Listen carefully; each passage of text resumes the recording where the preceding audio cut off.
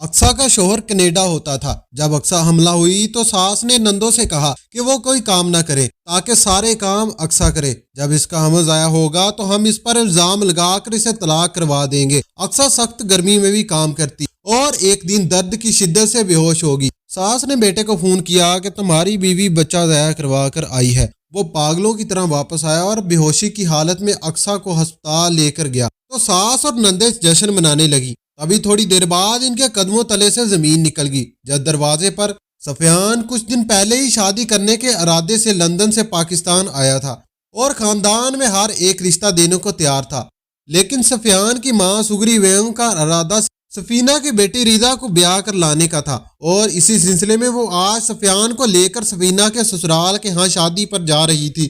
لیکن سفیان جس آزاد ماحول سے آیا تھا اس لیے اپنی پسند کی شادی کرنا چاہتا تھا۔ وہ لوگ وہاں پہنچے، ریدا اسے پہلی نظر میں ہی دیکھے اسے اچھی نہیں لگی تھی۔ وہ چپ چاپ بیٹھا موبائل پر لگا رہا، لیکن ریدا سمیت کئی اور لڑکیاں اس کے ارد گرد گھوم رہی تھی اور خوب آج سج کر آئی تھی۔ وہ ان سے جان چھڑوانے کے لیے واش روم کا بہانہ بنا کر گھر کے اندر کی جانب بڑھ گیا۔ وہ اندر داخل ہوا تو اندر سے آئی آواز پر ٹھٹک گیا، ارے منوس ماری جلدی ہاتھ چلا لے، باہر مہمان بیٹھے ہیں۔ منوس ماری تو کام نہیں کرے گی، سفینہ نے کڑک لہجے میں کسی کو کہا اور اسے گالیاں نکالتے نکل گئی۔ سسکیوں کی آواز نے سفیان کو متوجہ کیا۔ وہ بے اختیار کچن کی جانب بڑھا تو اس لڑکی کی پیٹھ اس کی طرف تھی۔ سسکیوں سے وہ رو رہی تھی۔ وہ اس کے پاس آیا تو بے حد معصوم سی لڑکی اپنے جلے ہوئے ہاتھ کو دیکھ رہی۔ سفیان نے دھیرے سے کہا، آپ کا ہاتھ جل گیا ہے تو کچھ لگا لیجئے گا۔ اس نے پیچھے جا کر کہا تو وہ ہڑبڑا کر مڑی اور جلدی سے سر پہ دوپٹہ لینے لگی۔ وہ یک ٹاکی سے دیکھے گیا جو کہ انتہائی حسین تھی۔ وہ جلدی سے رخ پھیر کر اپنا کام کرنے لگی۔ وہ گمسم سا اسے دیکھنے لگا جس نے پہلی نظر میں ہی اس کے دل کی دنیا بدل ڈالی تھی۔ اس نے کہا، سفینہ خالہ آپ کو کیا لگتا ہے؟ وہ کہنے لگی، وہ میری منمانی ہے، آپ پلیز باہر جائے ورنہ انہیں برا لگے گا۔ سفیان باہر چلا گیا، لیکن اس دکھ جاتی اس کے دل کو باغی تھی۔ لیکن جب اس نے گھر جاتے ہی سفینہ کی نند کی بیٹی اقصیٰ سے شادی کی بات کی تو سگری بیگم نے تو طوفان کھڑا کر دیا اور اس کے والد صدیقی صاحب اس کے ساتھ تھے، لیکن دونوں بحث فیض اور سلمی بھی بول رہے تھے اور ان سب کے انداز سے لگ رہا تھا کہ وہ لوگ اقصیٰ کے حسن سے ڈر رہے ہیں۔ پھر اگر آپ لوگ انہیں انتقال شادی کر تریم بھی نہ شادی کر رہی ہیں مانتے وہ شادی کے لیے تو میں بھی بنا شادی کے ہی واپس چلا جاؤں گا۔ وہ کہتا اٹھ کر وہاں سے اپنے کمرے کی جانب بڑھ گیا۔ پوری رات وہ ٹھیک سے سو ہی نہیں پایا تھا۔ اگلے دن وہ صبح ہی دوستوں کے ساتھ باہر نکل گیا اور رات گئے واپس لوٹا۔ سگری بیگم نے کھانے کا پوچھا مگر وہ انکار کر کے سونے کے لیے چلا گیا۔ سگری کو یہ ڈر بھی تھا لاحق ہو گیا تھا کہیں بیٹا کسی انگریز میم سے شادی نہ کر لے پھر کبھی واپس ہی نہ آئے۔ اگلے 2-3 دن تک سفیان کی بھی یہی روٹین رہی اور پھر دوسرے تیسرے دن صبح ہی سگری نے اسے آڑے ہاتھوں سے لیا مگر وہ چپ چاپ سر جھکائے سنتا رہا۔ سگری نے اسے شام کو ریدا کی طرف جانے کو کہا تو وہ مجبوراً اسے ہاں کر دی۔ وہاں جا کر وہ بیزار شکل بنائے بیٹھا رہا اور ریدا بار بار اس کے آس پاس منڈراتی رہی مگر اس نے ایک بار بھی نگاہیں اٹھا کر نہ دیکھا۔ وہاں جا کر جب سگری ریدا بیگم نے اقصیٰ کا ہاتھ مانگا تو سفینہ نے بین ڈالنے شروع کر دیے اور ساتھ ہی اقصیٰ کی ماں کو گالیاں نکالنے لگی جو کہ اس دنیا میں بھی نہیں تھی۔ اقصیٰ جو کہ چائے لے کر ادھر آ رہی تھی، سفینہ اس کی طرف لپکی اور اس کی چوٹی سے پکڑ کر بے دردی سے مارنے لگی، کہنے لگی، کرم جلی میری بیٹی کی جگہ لے رہی ہے، میں تجھے آج نہیں چھوڑوں گی۔ سفیان نے جب یہ دیکھا تو خالہ کا ہاتھ پکڑ لیا۔ بس کر دے خالہ، جان سے مار دیں گی کیا؟ سفیان نے اسے چھڑاتے ہوئے کہا تو سفینہ مزید گالیاں نکالتے اقصیٰ کو کوسنے لگی۔ یہ سب کے سامنے معصوم بننے کا ڈرامہ کرتی ہے، میری بیٹی کے لیے آنے والے رشتے اسے پسند کر جاتے ہیں۔ اقصیٰ آنسو بہاتی وہاں سے گئی تو سفیان کا دل جیسے اداس ہو گیا۔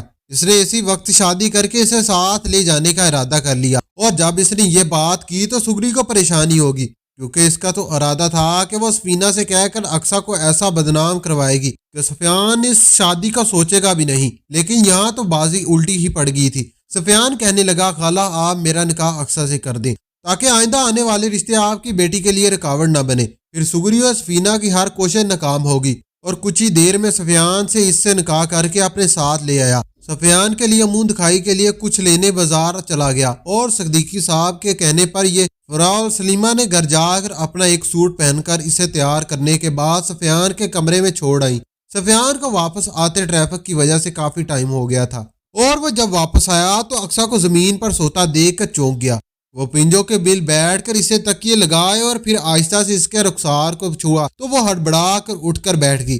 सॉरी, मैंने तुम्हारी नींद खराब कर दी। तुम जमीन पर क्यों सो रही हो? ऊपर बेड पर सो जाती। कहने लगी, जमीन पर सोने की आदत पड़ चुकी है। जी। सफियान इसे बेड पर ले गया। इसे देखने लगा जो बेहद मासूम थी। वो इसके रुखसार को छूने लगा तो वो डरी सहमी सी इसे देखने लगी। फिक्र मत करो, ऐसे देखने में मत, मैं अपना हक तुम्हारी मर्जी के बिना लूंगा, लेकिन ये मुंह दिखाई तो ले लो प्लीज। वो नेकलेस निकालते हुए बोला और फिर दुपट्टा उठाकर इसे नेकलेस पहनाने लगा तो इसकी गर्दन और कंधों पर पड़े निशान देखकर चौंक गया। इसने जब अक्सा से इसके बारे में पूछा तो इसने सफीना के एक जुर्माना मुतल्लक बताया। सफियान इसकी तकलीफ पर बेहद चैन हो गया था। फिर इस सोने का कहकर इस पर कंबल ओढ़ा और वो कपड़े चेंज करने चला गया। जब वापस आया तो वो बड़ी पुरसकून सी सो रही थी। कुछ देर पहले ही जब सोई हुई थी तो इस वक्त एक असराब सा झलक रहा था, लेकिन अब वो मुतमिन सो रही थी।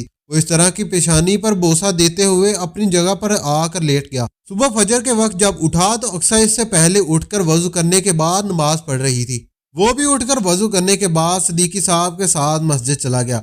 जब वापस आया तो अक्सा जाग रही थी। इसके हाँ आदत थी कि फजर के बाद कुछ देर सोते थे। इसने अक्सा को सोने का कहा, लेकिन इसने कहा कि वो इस टाइम नहीं सोती। वो बिना कुछ कहे खुद सोने के लिए लेट गया। 9 बजे के करीब जाकर आंख खुली तो अक्सा कमरे में नहीं थी और वो इसे ढूंढते हुए नीचे आया तो इसे किचन में खाना पकाते देखा। वो इसे ढूंढते हुए नीचे आया तो इसे किचन में खाना बनाते हुए देखकर चौंक गया। इसने पास ही बैठी मोबाइल पर मसरूफ सलीमी को इसकी मदद करने को तो इसे अटका सा जवाब देकर अपने कमरे में चली गई कि मुझे ये काम नहीं पसंद और वैसे भी किचन में गर्मी बहुत है। और वो सर झुकाकर अक्सा के साथ इसकी मदद करने लगा। अक्सा के लाख रोकने के बावजूद इसने चाय बनाकर बर्तन टेबल पर रख दिए कि सुगरी बेगम बाहर निकली और इसे बीवी के साथ काम करते देख इसके जैसे सीने पर सांप ही लौट गया। वो अक्सा को बोलते से ही बैठ गई कि बड़ी ही डीठ लड़की है। तभी सफीना भी इससे तंग थी। अपनी मुसीबत हमारे गले डाल दी, सुगरी बेगम ने मुंह बनाकर कहा। सफियान कहने लगा,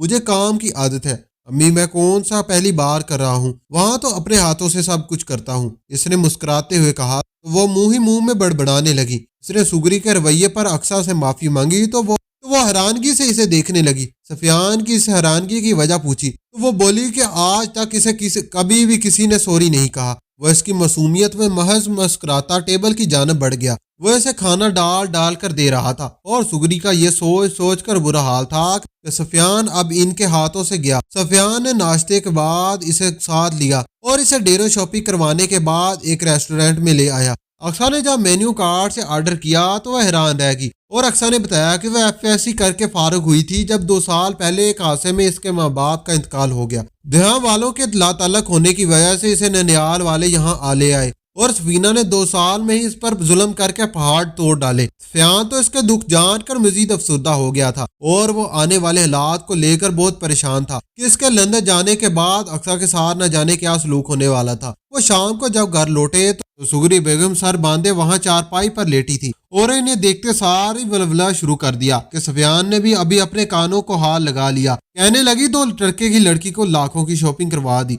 सफियान बिन कुछ बोले इसकी सुनता जा रहा था और अक्सा को इसने कमरे में जाने को कहा। इसकी इस हरकत पर सुगरी ने अक्सा को सुनाना शुरू कर दिया। सफियान ने जब इसे रोकना चाहा तो इसने अपना सीना पीट कर अक्सा को बददुआएं देनी शुरू कर दी। सफियान गुस्से से अपने घर की जानिब बढ़ गया और जब वो कमरे में दाखिल हुआ तो वो अक्सा को फकत चेहरे के साथ अंगलियां मोड़ती हुई इसे देख रही थी। ना मैं नहीं, इन्हें जाकर सॉरी बोल देती हूँ कि आइंदा ऐसा नहीं होगा। अक्सा ने घबराए हुए अंदाज में कहा तो सफियान इसे दोबारा ऐसा क्यों नहीं होगा, मैंने तो तुम्हें रोज लेकर जाने वाला हूँ और तुम मेरी बीवी हो और मेरे साथ गई थी, इसमें बुरा मानने वाली कौन सी बात है। मेरी माँ बहनें भी बाजार जाकर ऐसे ही शॉपिंग करती हैं। अगर मैं तुम्हें साथ लेकर गया तो इन्हें हजम नहीं हो रहा। वो सर झुका नागवारी बरी अंदाज में बोलता वॉशरूम की जानिब बढ़ गया। जब वो फ्रेश होकर निकला तो अक्सा वैसे की वैसे परेशान सी इधर इधर टहल रही थी और सुगरी बेगम की बाहर से भी अभी आवाज की आवाजें आ रही थी। इग्नोर करो तुम इन्हें, इनकी शुरू से ही आदत है थोड़ी सी बात का बहुत बड़ा इशू बनाने की। सफियान ने इसके रुखसार को थपथपाते हुए कहा और फिर अपना माथा मसता हुआ सोफे पर बैठते हुए और इसके पुश से टेक लगाकर अपना माथा सलाने लगा। कुछ पल गुजरे तो इसे अपने माथे पर इसका नरम मुलायम सा हाथ महसूस हुआ جس کے دل پر جیسے ٹھنڈی میٹھی سی فوار پڑنے لگی۔ وہ آہستہ سے اس کا سر دبانے لگی۔ سفیان کے رگ ورشے میں سکون سا اتر آ رہا تھا۔ اس نے بے اختیار اس کا ہاتھ پکڑ کر لبوں سے لگایا اور پھر آنکھیں کھول کر اسے دیکھا تو وہ اس کی حرکت پر سرخ ہوگی۔ سفیان اٹھ کر اس کے سامنے آیا اور اس کی آنکھوں میں آنکھیں ڈال کر دیکھنے لگا، اور وہ اس کے اس طرف دیکھنے پر نگاہیں جھکا کر اپنی انگلیوں کو موڑنے لگی۔ سفیان اس کا ہاتھ، ماتھا اور اسے بیڈ پر بٹھاتے ہوئے اس کے پہلو میں بیٹھا، اس پر اپنا پیار نچھاور کرنے لگا۔ اگلی صبح بہت حسین تھی اور سفیان کی قربت نے اقصیٰ کے حسن کو مزید نکھار دیا تھا۔ سفیان بھی صبح گیا۔ اگلی صبح ہی وہ اپنے ہنی مون کے لیے نکل گئے۔ پورا ایک مہینہ کیسے گزر گیا سفیان اور اسے پتہ ہی نہ چلا۔ ہنی مون سے واپس آنے کے 2 دن بعد سفیان کی واپسی تھی، اور 2 دن کے بعد جب وہ لندن واپس روانہ ہوا تو نہ کچھ اسے چھوڑنے اور اسے کچھ جاننے کا لگا، تو اپنے پیچھے چھوڑنے کا اسے اس پر دل نہ جانے لگا، اور اقصیٰ کے کچھ اس جانے کا سن کر بہت افسردہ تھی۔ وہ دل پر بھاری پتھر رکھتے وہ لندن کے لیے نکل گیا۔ سفیان لندن تو چلا گیا مگر دل پاکستان میں ہی چھوڑ آیا تھا۔ اس کے دوست یار اسے اداس دیکھ کر وجہ پوچھتے تو وہ چپ چاپ ہو جاتا۔ پھر روز سگری بیگم اس کی شکایتیں لگاتی اور وہ صرف سنتا، مگر اس نے کبھی نہیں ٹوکا کہ کہیں وہ اس کی بات کی وجہ سے اقصیٰ پر ظلم نہ کر ڈالے، اور نہ ہی اس نے اقصیٰ سے کبھی پوچھا کہ کیوں۔ وہ جانتا تھا روز گھنٹوں سے باتیں کرتا، اپنا سکون تلاش کرتا تھا، اور اپنوں سے بغیر پردیس کی کوئی زندگی نہیں تھی۔ یوں ہی روکی بھوکی گزاری کر لیتا تھا کہ ایک صبح سگری کا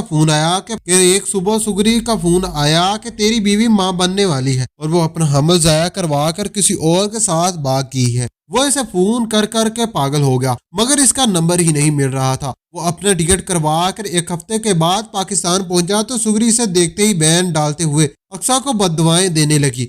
وہ ساکت و جامد سا کھڑا تھا اور وہ پھر بنا کچھ کہے کمرے میں آیا تو اس کی مہک، اس کی یادیں کمرے میں رچی بیسی تھی۔ وہ گھبرا کر اٹھا اور چھت پر جا کر چارپائی پر لیٹ کر زور و قطار سے بڑے آسمان کو دیکھنے لگا۔ اسے لیٹتے کچھ دیر ہی ہوئی تھی کہ اسے ایسا محسوس ہوا کہ اسے کوئی آہستہ سے پکار رہا ہے۔ اس نے جب سر اٹھا کر دیکھا تو ساتھ والی ہمسائے کی بہو تھی۔ اٹھ کر پاس گیا تو اس نے بتایا سگری بیگم نے اپنی بیٹیوں کے ساتھ اقصیٰ پر ظلم کیے، مگر وہ ان کے ہاتھ ظلم کو سہ کر بھی خاموش رہی، اور روز سگری بیگم اسے سناتی تھی، مگر وہ تو لب سہے چپ چاپ گھر کا کام کیے جاتی تھی۔ جب صدیقی صاحب گھر ہوتے تو کچھ لحاظ کر جاتی تھی، مگر ان کے جاتے ہی وہاں ظلم جاری ہو جاتا تھا، اور ان کا حمل ہونے کا سن کر سگری بیگم یہ تک کہا کہ یہ بچہ ناجائز ہے۔ ان کی اس بات پر وہ پہلی بار ان کے آگے بولی تو انہوں نے اسے بڑی طرح سے بے دردی سے تھپڑ مارے اور اسے گھر سے نکال دیا۔ اس دن صدیقی صاحب بھی شہر سے باہر گئے تھے، اس سے دروازہ کھولنے کی درخواست کرتی رہی، لیکن ان کو رحم نہیں آیا۔ صبح وہ دروازے پر بے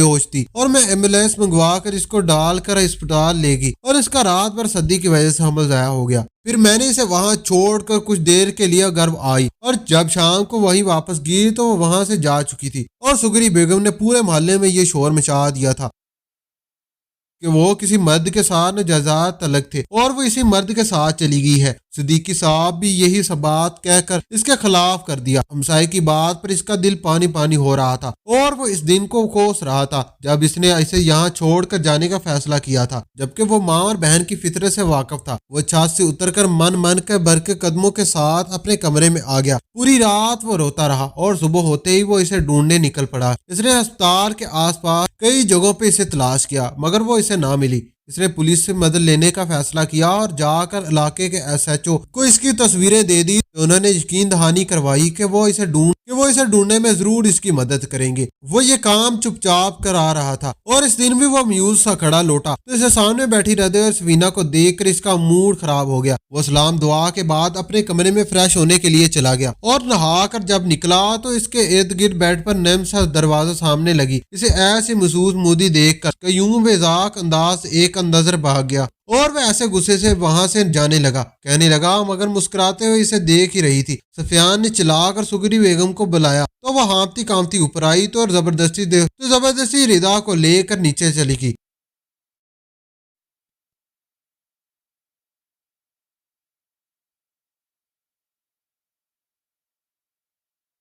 تو اقصیٰ کے والد کو عاقد کر دیا اور وہ شہر میں شفٹ ہو گئے۔ سالوں پہلے وہ انہیں تلاش کرتے رہے، اور پھر انہیں خبر ملی کہ اقصیٰ کے والدین ایک حادثے میں فوت ہو چکے ہیں۔ تو اس کے دادا اور چچوں کی بیٹی کو تلاش کرتے سفینہ کے ہاں پہنچے، مگر سفینہ نے کئی دنوں سے انہیں ٹار رکھا تھا، और आज वो इसे ढूंढते हुए यहाँ आ पहुंचे थे। चचा ने हाथ जोड़कर अक्सा से माफी मांगी तो वो अपने बाप की शक्ल और सूरत से इस शख्स को देख रही थी। जज्बाती होकर रोने लगी। फिर वो इन्हें घर आने का कह कर चली गई और सुफियान बिना इसे कहे जान छड़ा चुका। वो अपने ददियार वालों से मिलने इश्तियाक रखती थी। वो अगले दिन ही इसे लेकर इसके गाँव चला आया जहाँ इनका प्रताक इंतकाल कर गया था। अक्सा को तो हथेली का अहमद वाल का खुला इस्तकबाल किया गया था। इसके वालिद साहब सबसे बड़े थे और इसके बाकी बहन भाई इनसे छोटे थे। इनकी शादियां भी बाद में हुई तो इसके कजन कुछ हम उम्र थे तो कुछ काफी छोटे थे। सब इसे अक्सा आप ही बोलते थे। इसके आगे पीछे घूम रहे थे और वो इतनी खुश थी कि इससे पहले सफियान ने सिर्फ इसे अपने हनीमून के दिनों में खुश देखा था। वो 2-3 दिन वहां रहने के बाद चुपचाप वापस आने लगे तो अक्सा के दादा ने इसे एक चेक दिया जो कि अक्सा के बाबा के हिस्से की जमीन की कीमत थी। इसके लाख मना करने के बावजूद भी उन्होंने जबरदस्ती वो चेक हमें थमा दिया। वो घर पहुंचे तो अक्सा ने वो चेक इसे देखते हुए कारोबार शुरू करने का कहा, लेकिन इसने ये बड़ी सहूलियत से ये कहना इनकार कर कि वो लंदन में अच्छा खासा कमाता है तो वो वहीं जाएगा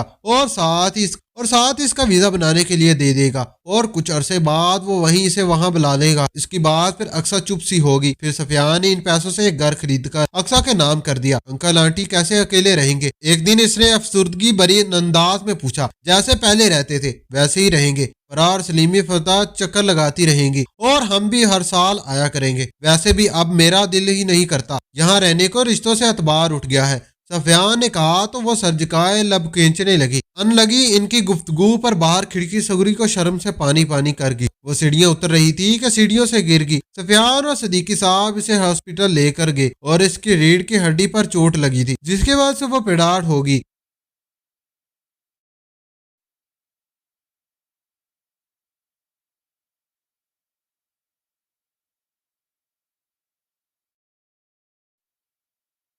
लेकिन वो सारा दिन बैठी टीवी देखती रहती और सुगनी ने हाथ जोड़कर अपने घर में जाने का कहा। इनके जाते ही अक्सा ने इनकी ऐसी खिदमत की कि जिसके मुंह से हर वक्त बद दुआएं निकलती थी अब दुआएं निकलने लगी थी। सफियान बड़ा मुतमिन और खुश वापस लौट गया। इसके जाते ही अक्सा दोबारा से हमला होगी। वहां जाते ही इसने इन तीनों के लंदन आने की तैयारियां शुरू कर दी और 6 महीने के बाद वो लोग लंदन पहुंच गए। वही 2 माह के बाद अक्सा ने बड़े खूबसूरत दो जुड़वा बच्चों को जन्म दिया। सफियान की तो खुशी का कोई ठिकाना नहीं था। जिंदगी हसीन लगने लगी थी। सुगरी बेगम और अक्सा में इस कदम इत्तेफाक और मोहब्बत हो गई थी कि वो जिस मुस्लिम कम्युनिटी में रहते थे वो इन्हें सास बहू कम माँ बेटी ज्यादा समझते थे। मगर सुगरी बेगम कहती कि ये मेरी बहू है और मैं इसकी सास बहू को गाली तो नहीं, और मेरी बहू मेरी बेटियों से ज्यादा खिदमत गुजार है। और अक्सा कहती है कि मेरी सास ने मेरी माँ की कमी पूरी कर दी। और सफियान इनकी बातों पर महज मुस्कुरा कर अब मेरे पास आकर डॉक्टर बनने का ख्वाब पूरा कर दिया। तो सबसे पहला ख्याल मुझे अपनी बहन का आया।